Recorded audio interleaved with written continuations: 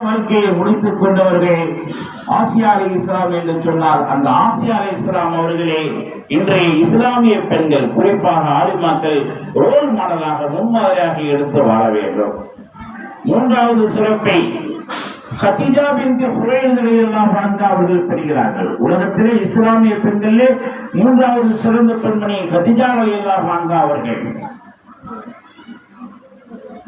ஆயிஷா ரலியல்லாஹு தஆலா அன்ஹா அவர்களிடத்திலே நபிகள் நாயகம் ஸல்லல்லாஹு அலைஹி வஸல்லம் அவர்கள் அடிக்கடி தன்னுடைய மனைவி கதீஜாவை பற்றி புகழ்ந்து கொண்டே இருப்பார்கள், பேசிக் கொண்டே இருப்பார்கள். ஒரு தடவை ஆயிஷா ரலியல்லாஹு அன்ஹா அவர்களுக்கு கடுப்பாகிவிட்டது, கோபமாகிவிட்டது.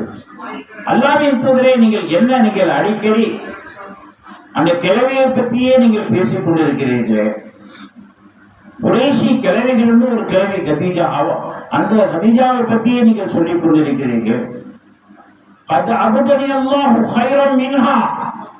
அவரை விட உங்களுக்கு சிறந்த ஒரு பெண்ணை அல்லாஹ் பகரமாக கொடுத்திருக்கிறானே, நான் ஒரு கன்னிப்பெண் என்னை அல்லாஹ் கொடுத்திருக்கிறானே, ஆனால் நீங்கள் அந்த விதவை பெண்ணான கதீஜாவை பற்றியே நீங்கள் நினைத்துக் கொண்டிருக்கிறீர்கள் என்று சொன்ன பொழுது நாயகம் ஸல்லல்லாஹு அலைஹி வஸல்லம் அவர்கள் கோபப்பட்டார்கள்.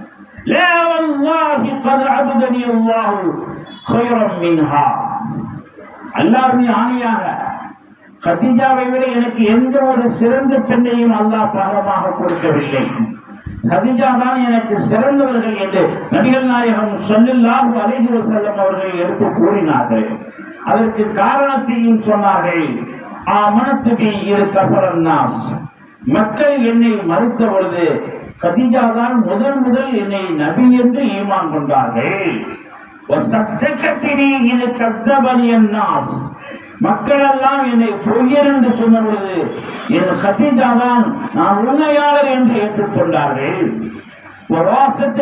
மாலிகா, கதீஜா ரலியல்லாஹு அன்ஹா அவர்கள் தான் தன்னுடைய செல்வத்தை கொண்டு என்னை ஆதரித்தார்கள். அந்த கதீஜாவின் மூலமாகத்தான் அல்லாஹ் எனக்கு குழந்தை பாக்கியத்தை கொடுத்தான்.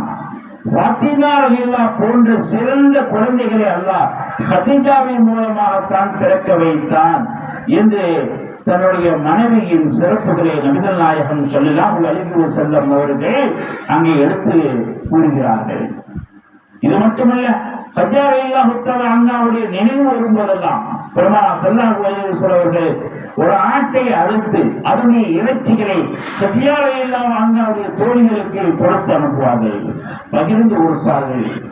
இந்த கதீஜாவுடைய நினைவு வந்து விட்டது. அவர்கள் இல்லை, அவருடைய தோழிகள் இருக்கிறார்கள்.